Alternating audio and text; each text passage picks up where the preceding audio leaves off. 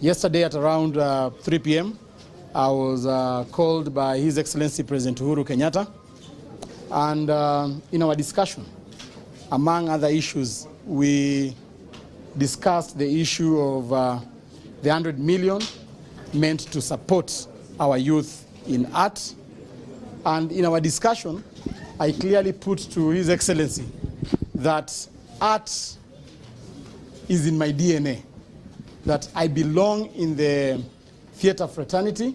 I am a product of theater fraternity, and therefore I do not need to be lobbied as a leader to support this initiative. Personally, I've been a player in this sector. The directors for Kenya National Theatre know very well that after every 2 months, I stage a play at the Kenya National Theatre, and I am a key player in this sector. So I want to first of all take this opportunity to congratulate the government for coming up with this noble initiative.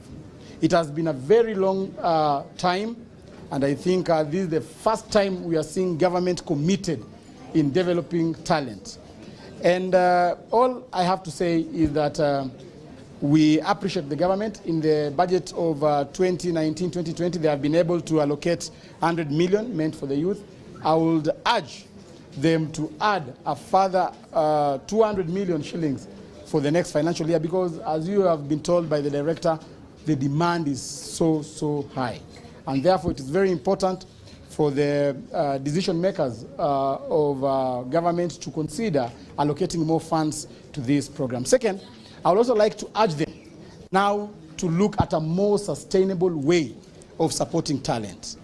This was an ad hoc form of organization, a temporary form of organization, just to stimulate the economy as we experience these COVID-19 challenges. But I would like to encourage the national government to look at more sustainable ways of tapping talent. For example, we only have Kenya National Theatre in Nairobi. What about Kakamega?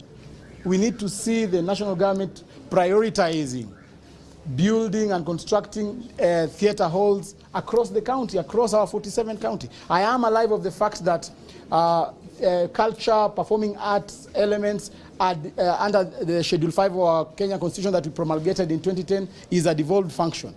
I want also to challenge governors and all players of devolution, not limited to MCAs and CECs, to prioritize investing in talent. Personally, I am a testimony of talent. I've been able to become the senator for Kakamega County because of theatre. That has been my base in terms of finances and in terms of even nurturing my leadership. The confidence I have is because of theatre. That is why you can see me chairing very important committees in this country with a lot of confidence, of course, and that I attribute it to theatre because it gave me a very strong foundation. Lastly, I want to speak on the issue of the Copyright Association of Kenya. Many artists are being they're being used or misused by the Copyright Association of Kenya because they collect monies across this country, millions and millions of shillings, but that money is not disbursed back to the youth. It's not disbursed back to the people who compose those songs, the owners of the production companies, and I think it is a high time.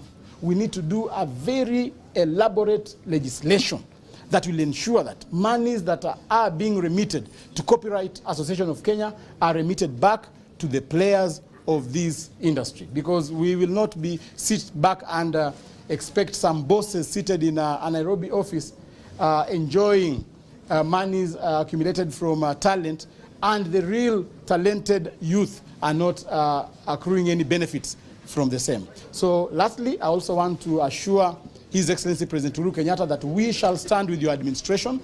You have a legacy, you've touched on the nerve of this country, and when you touch the youth, you've touched on the very nerve that will ensure that we support you in any of your agendas. We know you have a lot of things coming up for us in 2020, 2021, and as the leader for the youth, since you've touched the youth, I want to assure you, Your Excellency, President Uhuru Kenyatta, together with your brother, of course, Right Honorable Raila Amolo Odinga, in your handshake organization, that we are going to support you. The youth of this republic are happy that you've recognized them, and this is the time to show you that we shall stand with you in whatever agenda that you shall be pushing for.